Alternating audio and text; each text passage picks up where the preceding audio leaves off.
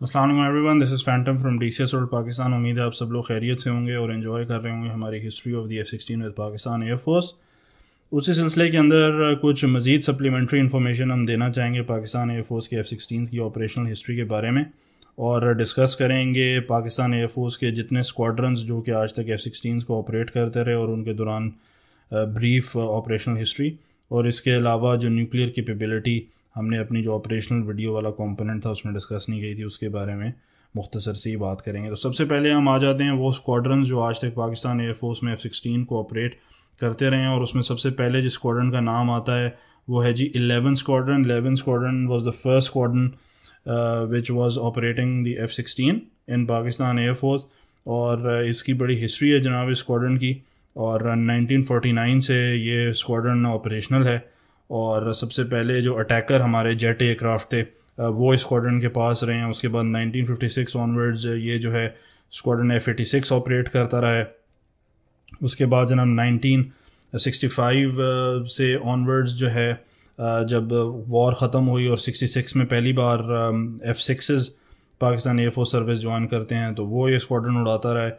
उसके बाद 1983 में सरगोदा में ये स्क्वाड्रन जो है F-16 फाइटिंग फैल्कन को ऑपरेट करता रहा और आज तक ये F-16 फाइटिंग फैल्कन को ही ऑपरेट करता आ रहा है।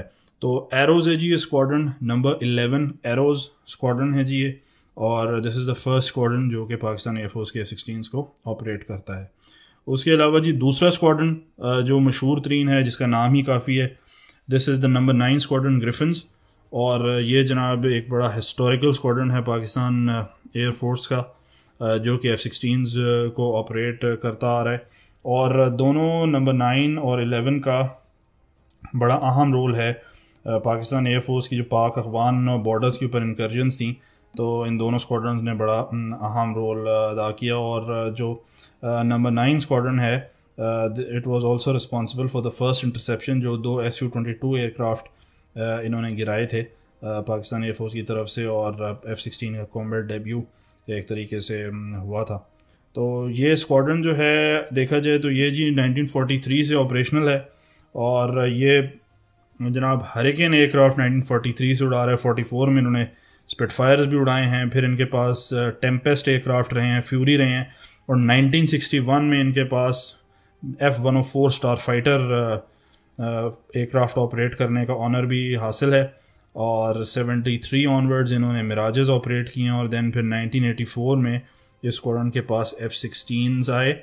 तो ये स्क्वाड्रन किसी तारुफ का मोहताज नहीं है, बड़ा गैलेंट्री स्क्वाड्रन है, और इनके जो मार्के हैं वो आप सब लोगों के सामने हैं। इसके अलावा जो एक और स्क्वाड्रन F-16s ऑपरेट करता रहा है लेकिन आजकल ऑपरेट नहीं कर रहा, अब F-17 में मूव हो गया, वो है जी 14 स्क्वाड्रन टेल चॉपर्स।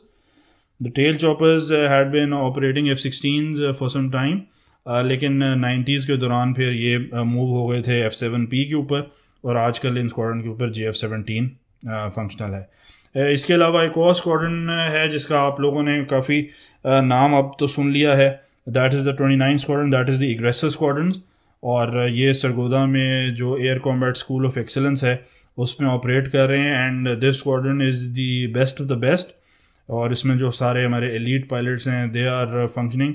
ये कॉम्बैट कमांडर स्कूल के थ्रू भी ऑपरेट करता है, and they are also renowned for their experience and there exceptional flying capability.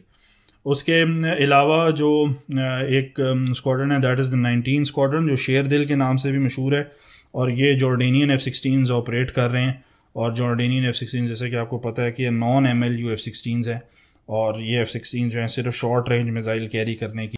अच्छा जी, अब हम बात करेंगे 5 स्क्वाड्रन की जो कि इस वक्त पाकिस्तान के सबसे एडवांस्ड F-16 ऑपरेट करे, यानी कि ब्लॉक 52, और 5 स्क्वाड्रन की भी बहुत प्राउड हिस्ट्री है। 5 स्क्वाड्रन जो है वो फैल्कन्स कहलाते हैं, और ये 15 अगस्त 1947 में इनका क़याम हुआ, और हॉकर टेम्पेस्ट तैयारे उस वक्त जो उड़ाते थे, उसके बाद इन्होंने हॉकर फ्यूरी भी उड़ाया है, और 1956 से 69 तक F-104 स्टार फाइटर भी ऑपरेट करते आए हैं।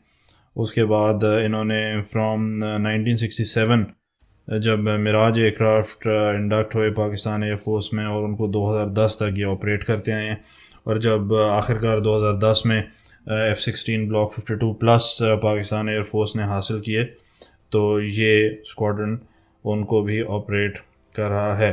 So the most advance squadron of the Pakistan air force at the moment is number 5 squadron, the falcons. तो ये थी जी वो स्क्वाड्रंस की ब्रीफ हिस्ट्री जो कि आज तक पाकिस्तान एयरफोर्स में F-16 को ऑपरेट करते आ रहे हैं।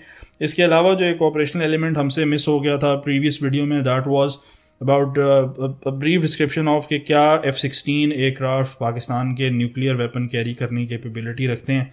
तो इसके ऊपर कोई खातिर खा या कोई हार्ड एविडेंस तो नहीं है, definitely it is a top secret discussion, but ये समझा जाता था, ये बिलीव किया जाता था एक ज़माने में कि Pakistani F-16 back in the 80s, जब हमारे पास डिलीवरी का कोई और तरीक़ाकार नहीं था, हमारे पास हतफ 1 और हतफ 2 के अर्ली मिसाइल्स थे जो कि इतने रिलायबल वेपन्स नहीं थे और नॉन न्यूक्लियर मिसाइल्स थे। तो उस ज़माने में F-16 और मिराजेस जो थे पाकिस्तान एयरफोर्स के, वो एक क्रेडिबल डिटरेंट थे जो कि एक न्यूक्लियर कैपेबिलिटी के हामिल रखते थे। और उसके बाद जो आप लोगों के सामने ही है कि पाकिस्तान ने मिसाइल टेक्नोलॉजी में जो तरक्की की, क्रूज़ मिसाइल टेक्नोलॉजी में तरक्की की, तो और अब पाकिस्तान के पास एक न्यूक्लियर ट्राइडेंट है कि एयर, लैंड और सी से पाकिस्तान जो है दुश्मन का न्यूक्लियर वेपन डिलीवरी करने की कैपेबिलिटी रखता है।